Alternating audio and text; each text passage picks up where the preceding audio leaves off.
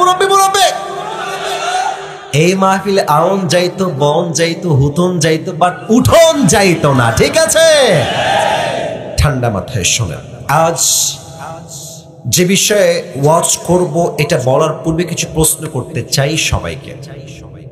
এখন বাজে হচ্ছে রাত 11টা বেজে পার। আমি 11টার সময় এই মাহফিলে উঠেছি। আচ্ছা, বাসায় যে আপনি আজকে জীবিত যাবেন, উইথ ইউর লাইফ, জীবন নিয়ে যে যাবেন, কোনো গ্যারান্টি কি আপনার কাছে মুরব্বী যুবক ভাইরা আছে?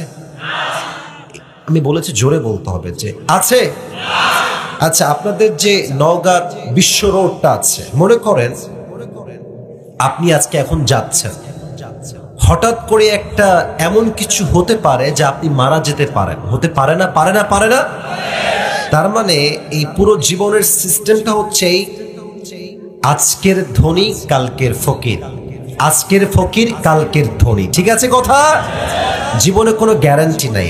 আজ আমাদের আলোচনার সেন্ট্রাল থিম বা সাবজেক্ট ম্যাটার হচ্ছে the life of hair after, পরকালের জীবন।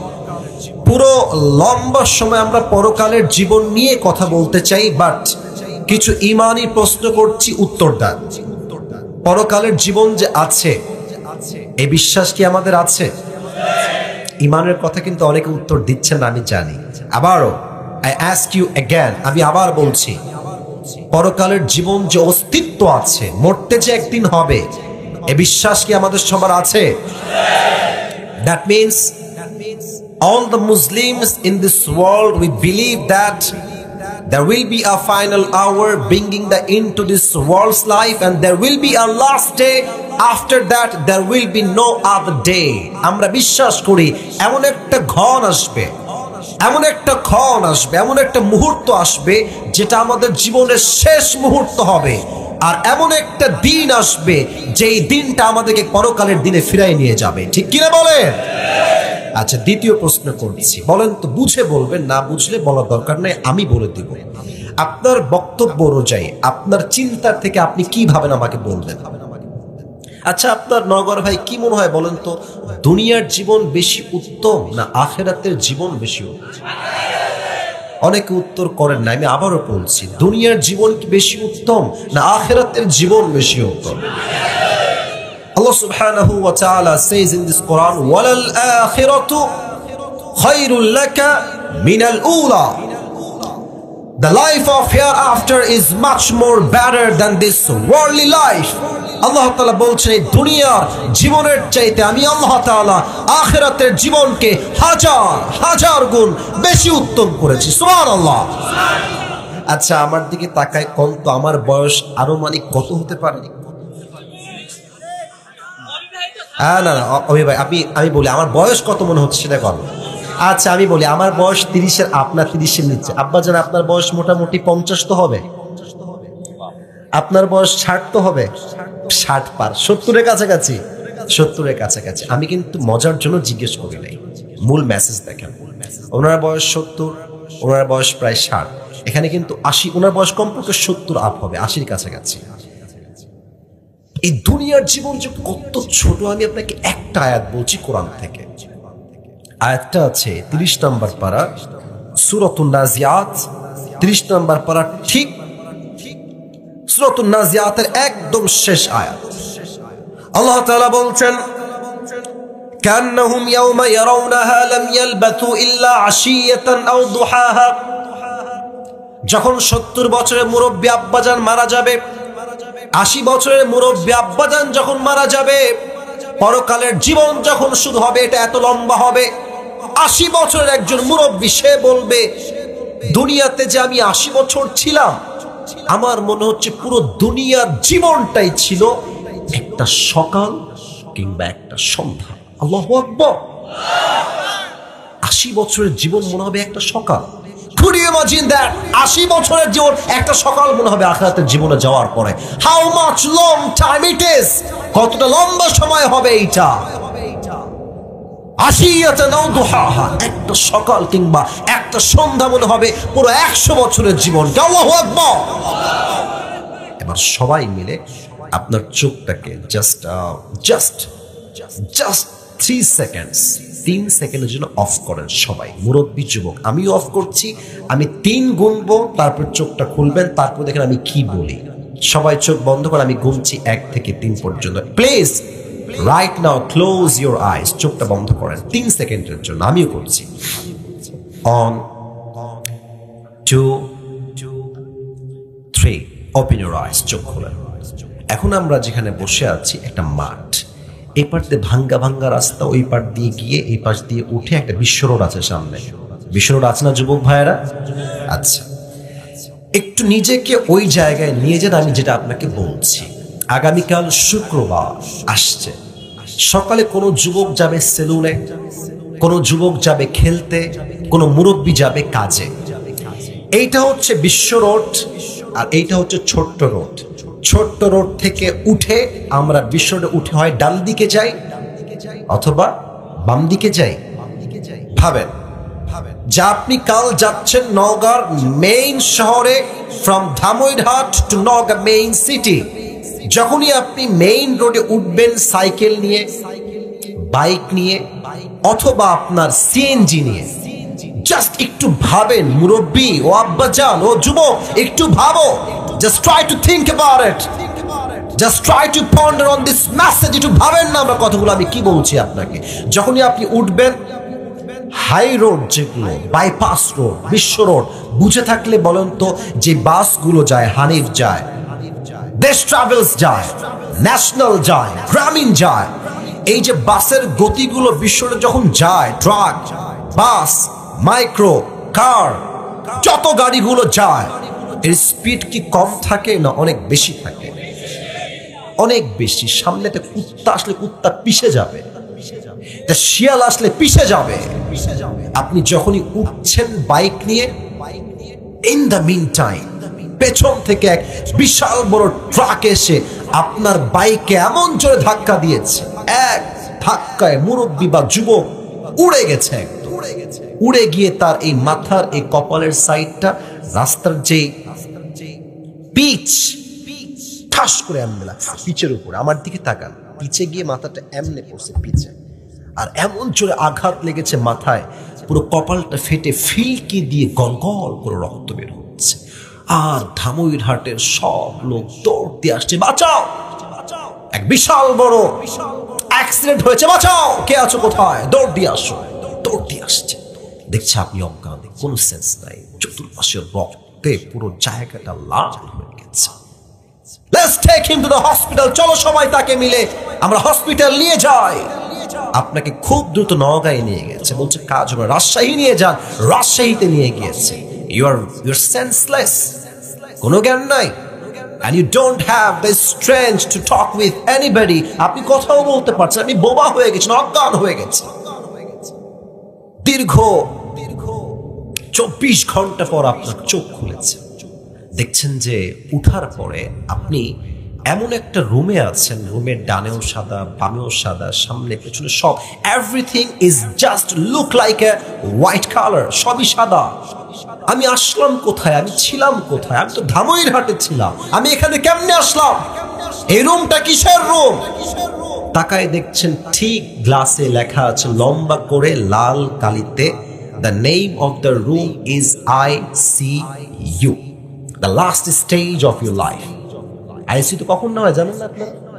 যখন বাঁচার কোনো আশঙ্কাই নাই, শেষ level, the last stage of your life. Maybe you are going to die very soon. আপনি হয়তো মারা যাবেন, they are trying their best, and this is the last stage of your life. শেষ মুহূর্তে আপনি জীবনের আছেন, আপনি অবাক, আমি ছিলাম কোথায়, আসলাম কোথায়? ভাবতে ভাবতেই দেখবেন আকাশ থেকে 2 জন যুবক নেমে আসছে। বলেন তো সবাই, আকাশ থেকে যে নামে সে কি মানুষ হয় না ফেরেশতা হয়? আমি তো উত্তরটা জোরে চাই, আকাশ থেকে যে নামে সে কি মানুষ হয় না ফেরেশতা হয়?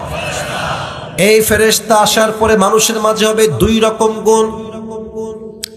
এক হবে সেই মানুষ, নওগাঁর মানুষ, ধামইরহাটের মানুষ, যে মানুষ ছিল 5 ওয়াক্ত নামাজি, সৎ, ইমানদার, সত্যবাদী। আর এক হচ্ছে বেনামাজি, বেঈমান, বদকার, সুদখোর, ঘুষখোর। একজনের মৃত্যু একরকম, আর একজনের মৃত্যু আর এক রকম। দেখেন, আমি আসিফ নামাজি, আমি দেখতে পাচ্ছি একজন যুবক আকাশ থেকে নেমে আসছে। একটা ধরন কেমন হবে আমি হাদিস থেকে রেফারেন্স দিয়ে বলছি। লুক অ্যাট মাই ফেস, ভাষাগুলো বোঝেন। ফেরেশতা আসবে, আচ্ছা আমার জামাটা আজকে কোন রঙের, এই জুব্বাটা বলো সবাই কি কালার, সাদা বা হোয়াইট কালার। সেই ফেরেশতার দেহের জামা হবে হোয়াইট কালার, সাদা ধবধবে জুব্বা পরবে, তাগড়া যুবক হবে। নামাজি বান্দার সামনে এসে বলবে, এই নামাজি বান্দা, নো টেনশন, টেনশন নাই, চিন্তা নাই, কাম অন ইয়া আইয়াতুহান নাফসুল মুতমাইন্না উখরুজি ইলা মাগফিরাতিল্লাহি ওয়া রিজওয়ানি। এই প্রশান্ত আত্মা, বের হয়ে আসো কোন দিকে? আল্লাহর জান্নাত, আল্লাহর রহমতের দিকে। না, সুবহানাল্লাহটা হয় নাই। ধামই ঢাটের সাউন্ডে করো সবাই সুবহানাল্লাহ। এইটা আমার হাতে কি দেখা যায় গো? এটা কি গোল না চারকোনা? হাদিসে আসছে, কাফাম মিন আকফানিল জান্নাহ ওয়া হানুত মিন হানুতিল জান্নাহ। নামাজি বান্দার রূহকে কবজ করবার জন্য আল্লাহ তাআলা জান্নাত থেকে এমন একটা রেশমি রুমালের কাপড় পাঠাবেন যার রং হবে লাল। জান্নাতি বান্দার রূহ কবজ করা হবে, প্যাকেট করা হবে ইল্লিয়িন, তথা সঙ্গে সঙ্গে তার রূহটা জান্নাতের ঠিকানায় পৌঁছে যাবে। সুবহানাল্লাহ। This is the death of people, those who perform the salah. এটা হচ্ছে নামাজি বান্দার মত। আচ্ছা, আপনাদের নওগাঁয় তো বেশিরভাগ সাহু থাকে, অনেক জমির মালিক, অনেক টাকার মালিক, অনেক বাড়ির মালিক। ঢাকায় ফ্ল্যাট আছে, নওগাঁয় ফ্ল্যাট আছে, রাজশাহীতে ফ্ল্যাট আছে, বিজনেস আছে। তো বুঝে থাকলে বলেন তো, এই শ্বাস যখন বন্ধ হয়ে যাবে, মালাকুল মউত যখন রূহটা কবজ করে ফেলবে, ওই মুহূর্তে যত দামি কাপড় হোক আর যত দামি গাড়ির মালিক হোক, একটা জিনিসের কোনো মূল্য কি সেই দিন থাকবে নওগাঁর ভাইয়েরা?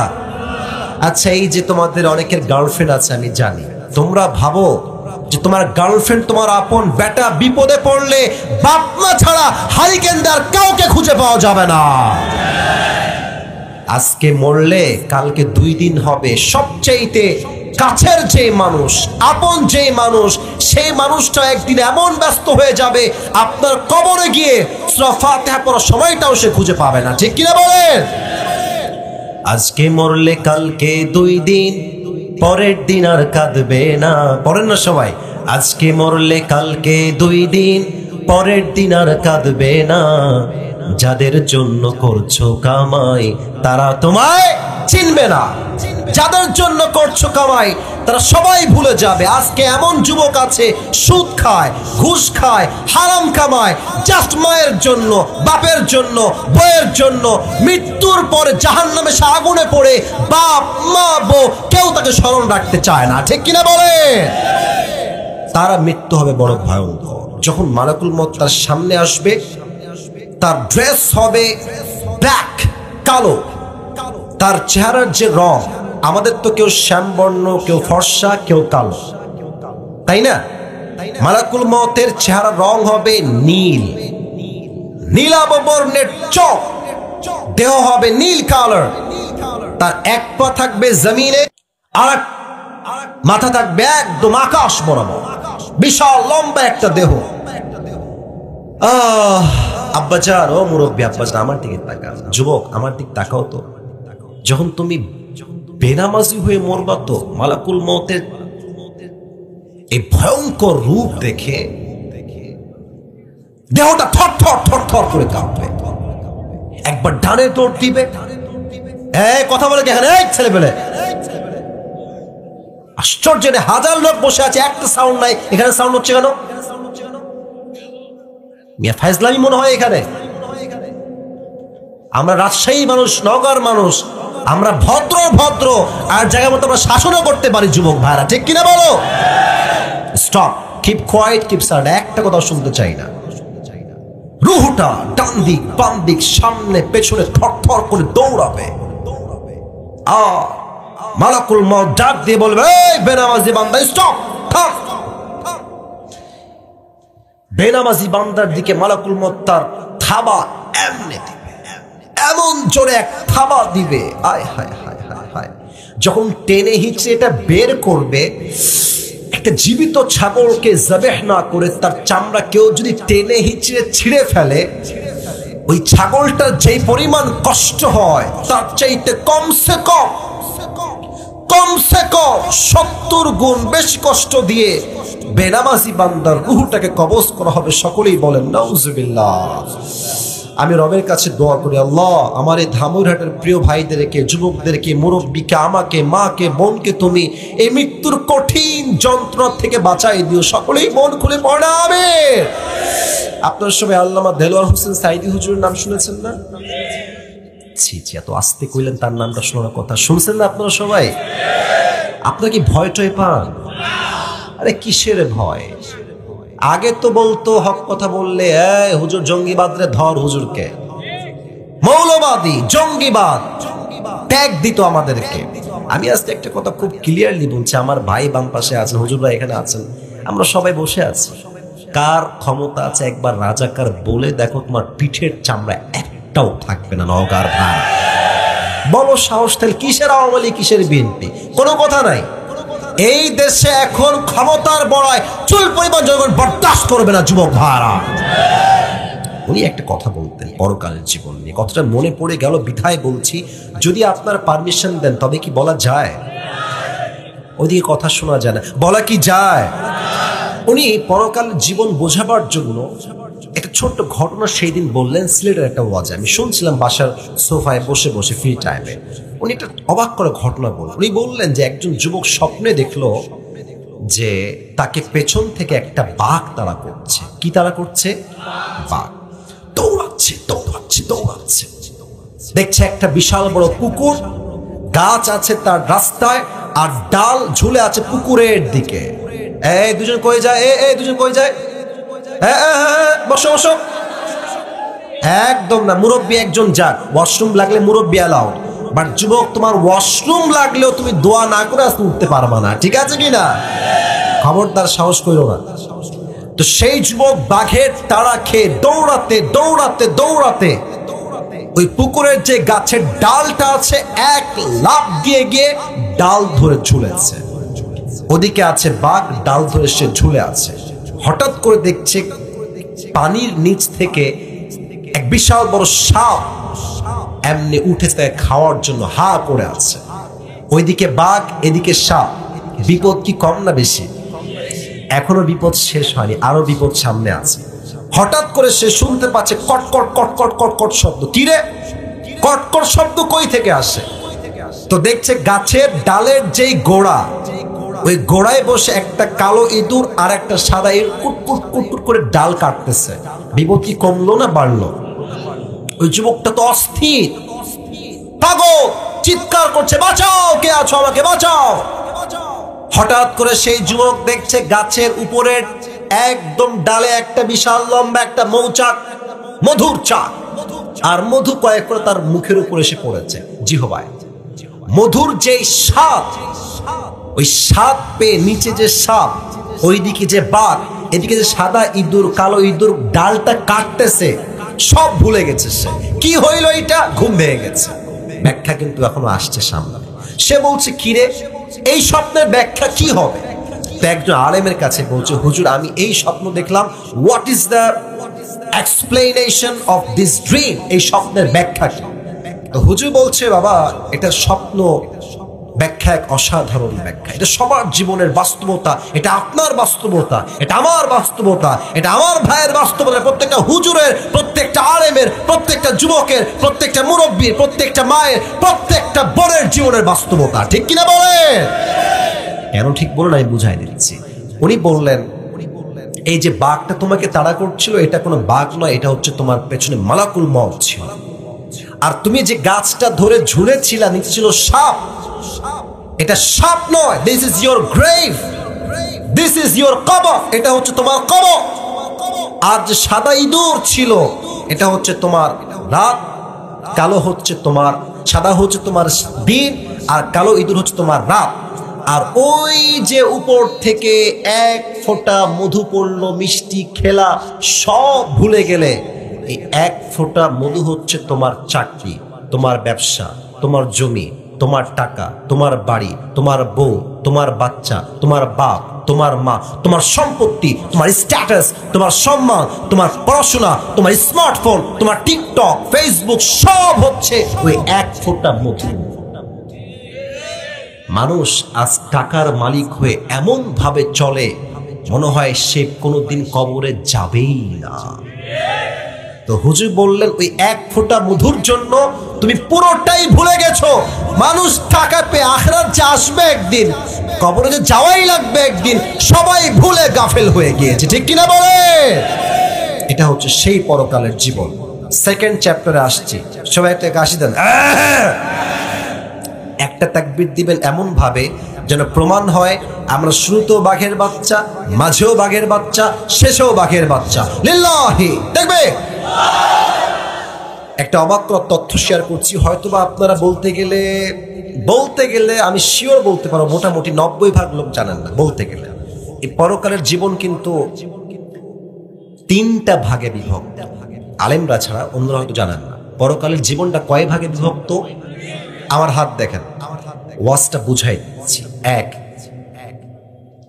দ্য ডে অফ রেজারেকশন, পুনরুত্থান দিবস, যেদিন আপনি জীবিত হবেন। 2 হচ্ছে দ্য ডে অফ অ্যাকাউন্টেবিলিটি, আরেক দিন আসবে, সেই দিন প্রত্যেকটা আমলের পাই টু পাই হিসাব নিবে একজন। আওয়াজ দিয়ে বলেন তো তিনি কে? আর 3 নাম্বার ভাগটা হচ্ছে জাযা এবং সাজা। হিসাব যখন হবে এক দল যাবে, হ্যাঁ রাইট, এক দল যাবে আর এক দল যাবে, 2টা গ্রুপ, ফারিকুম ফিল জান্নাতি ওয়া ফারিকুম ফিস সাঈর। One group will enter in the paradise and another group will enter in the hellfire. হিসাব দিবসের পরে এক দল হবে জাহান্নামী, আরেক দল হবে জান্নাতি। আমরা কি জাহান্নামী হতে চাই না জান্নাতি হতে চাই? এই সাদা শার্ট, এই সাদা, তোমরা কি আসো না বসো? কোনটা? বসো, বসে বলেন, খবরদার সাহস কইরেন না। এইদিকে তাকান, আমার দিকে তাকান। তাহলে পরকালের জীবনটা কয় ভাগ যুবক ভাইরা, মুরব্বীরা? ওইদিকে সাউন্ড নাই, বলো সবাই কয়টা?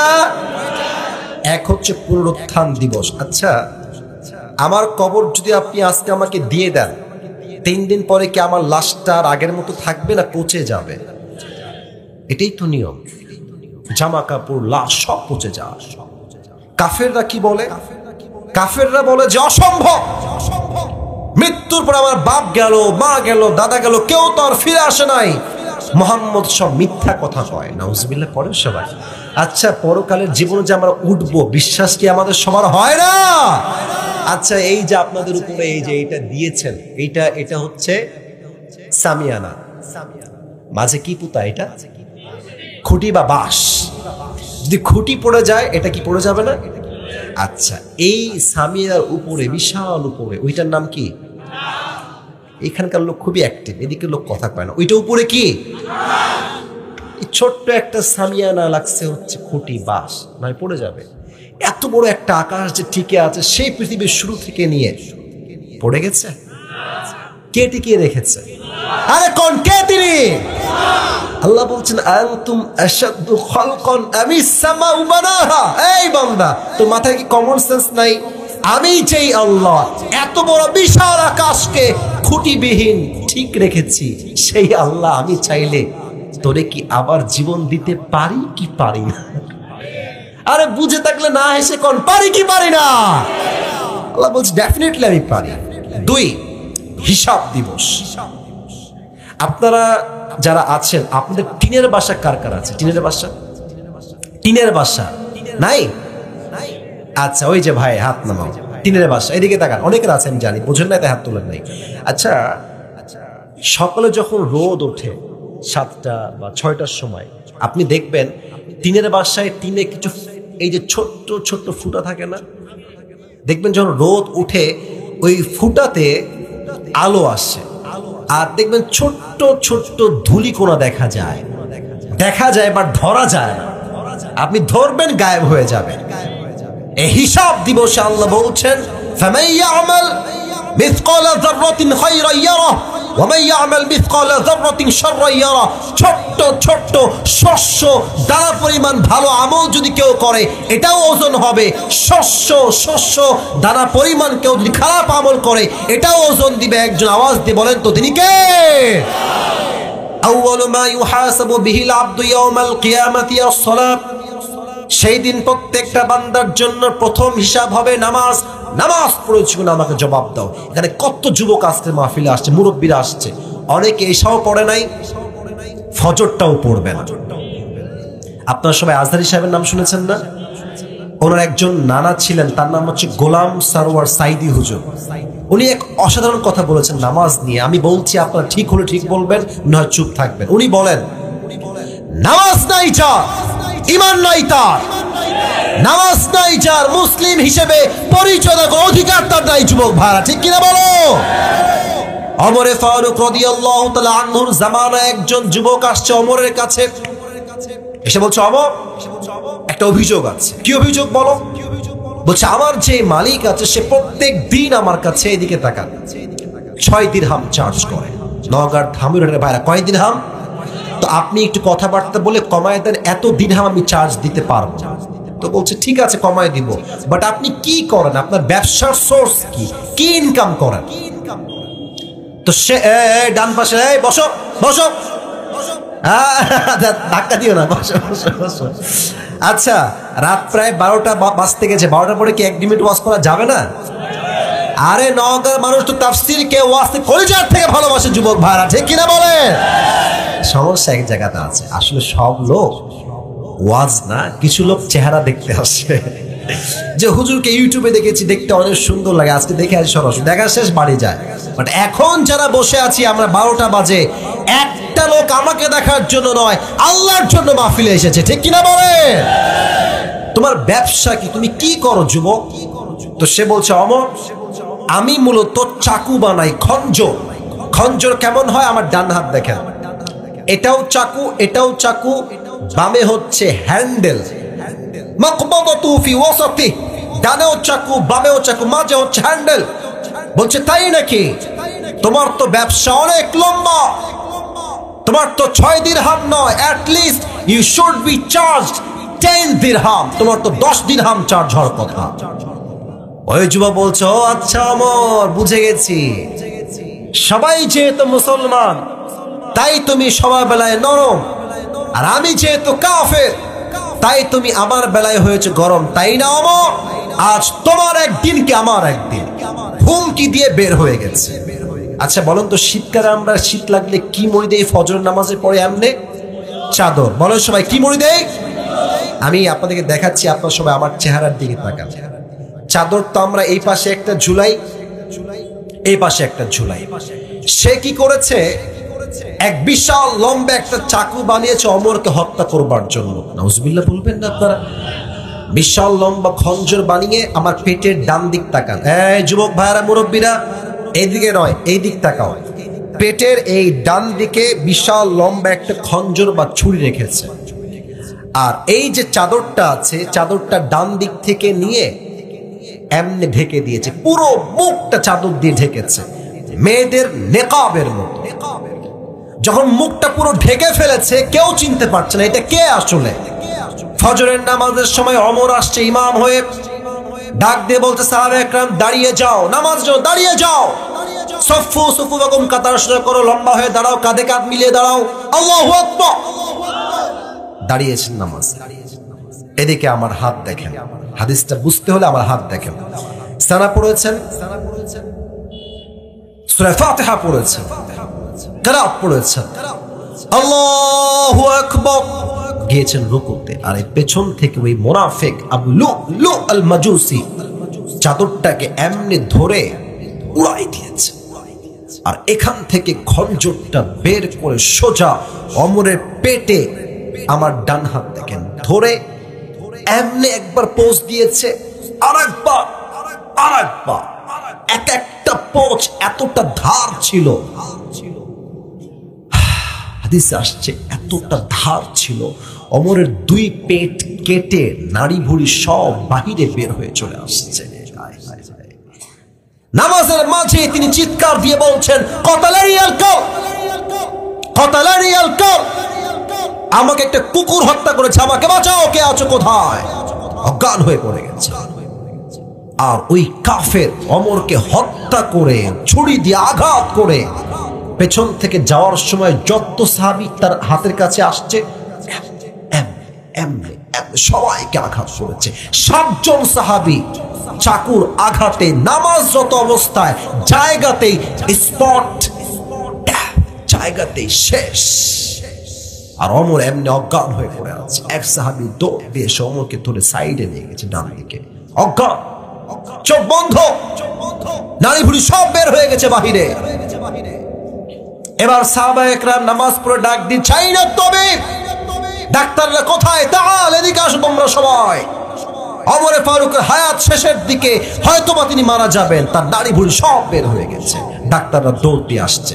আমার হাত দেখেন, পেছন থেকে ওমরকে একটু হালকা চাপ দিয়ে এমনি উঠিয়েছে, পিছনে ভর দিয়ে, আর এই ঠোঁটটাকে হা করেছে, পানি দিয়েছে ঠোঁটের ভিতরে মুখ দিয়ে। এই পানিটা নওগাঁর ধামুইরহাটের ভাইয়েরা হাদিসটা নিয়ে কোন ভাষায় বোঝায়, পানিটা এখান দিয়ে নেমে বুক দিয়ে নেমে 2 পেট কেটে এতটা ফেড়ে গেছে, পানিগুলো গল গল করে এই পেট দিয়ে বের হয়ে গেছে। বলছে দুধ দিয়ে আসো, দুধ দিলে দুধ সহজে বের হবে না, দুধ হচ্ছে গাঢ় খাবার। সাহাবায়ে কেরাম দৌড় দিয়ে গিয়ে দুধ নিয়ে আসছে দুধ খাওয়ানোর জন্য। যখন দুধ মুখে দিয়েছে, দুধটা গলা দিয়ে নেমে বুক দিয়ে নেমে পুরো নাভি এমন ভাবে কেটে গেছে, সমস্ত দুধগুলো পেট দিয়ে কেটে গড়গড় করে বের হয়ে গেছে।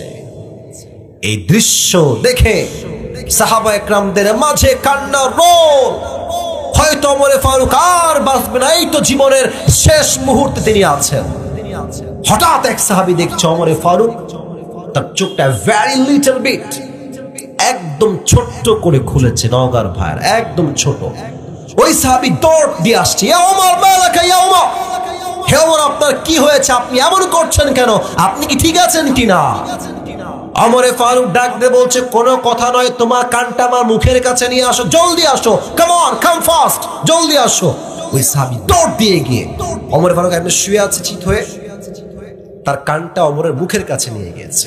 তো সে ভাবছে হয়তোবা আমাকে বলবে যে তুমি আমার সম্পত্তি দেখে রেখো, আমার বউকে দেখে রেখো, আমার সন্তানকে দেখে রেখো। না, যখন সেই সাহাবী তার কানকে ওমরের ঠোঁটের কাছে নিয়েছে, ওমর তার সম্পত্তির কথা নয়, রাজ্যের কথা নয়, বইয়ের কথা নয়, মায়ের কথা নয়, ওমর তার সাহাবীকে শেষ কথা বলছে, আসল্লান নাস, এই আমাকে আগে খবর দাও, আমি যেই নামাজের ইমাম ছিলাম, আমার অজ্ঞান হওয়ার পরে সাহাবায়ে কেরাম কি সেই নামাজটা জামাতের সঙ্গে আদায় করেছে কিনা? আপনি কি আমার কথার মর্মার্থ বুঝেন? পেট কেটে গেছে, নারী ভুঁড়ি সব বের হয়ে গেছে, জীবনটা শেষ। এমন এক সাহাবী যার দুনিয়াতেই জান্নাতের টিকিট কনফার্ম, নারী কেটে গেছে, ভুঁড়ি কেটে গেছে, সব বের হয়ে গেছে, সব ভুলেছে, বাট নামাজকে ভুলে নাই। ঠিক কিনা বলেন যুবক ভাইরা? এটা হচ্ছে নামাজ। আর আজকে নওগাঁতে আজান হচ্ছে মসজিদে আসরের, আর যুবকরা মাঠে বসে বসে কেউ ক্রিকেট খেলছে, কেউ ফুটবল খেলছে, কেউ পাবজি খেলছে, কেউ ফ্রি ফায়ার খেলছে। আজান হচ্ছে মসজিদে, আমি নিজের চোখে দেখেছি কিছু নির্লজ্জ বেহায়া লোক আছে, আজান হচ্ছে মসজিদে, চায়ের দোকানে বসে বসে পায়ের উপর পা তুলে আজান চলছে মসজিদে, বিড়ি টানতেছে। আপনারা তো আসতে ঠিক বললেন কেন? কথা বলেন ঠিক কিনা যুবক ভাইরা বলবেন?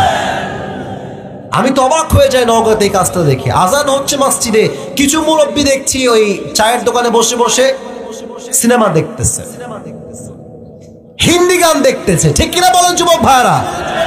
এটা মুসলমানদের পরিচয় নয়। মুসলমানদের প্রথম পরিচয় নামাজ নাই যার, সে মুসলমান হওয়ার যোগ্যতাই তো রাখে না। ঠিক কিনা বলে? আচ্ছা, আপনারা সবাই একজন বক্তার নাম বলছি, চেনেন হয়তো বা, বজলুর রশিদ হুজুরের নাম শুনছেন আপনারা?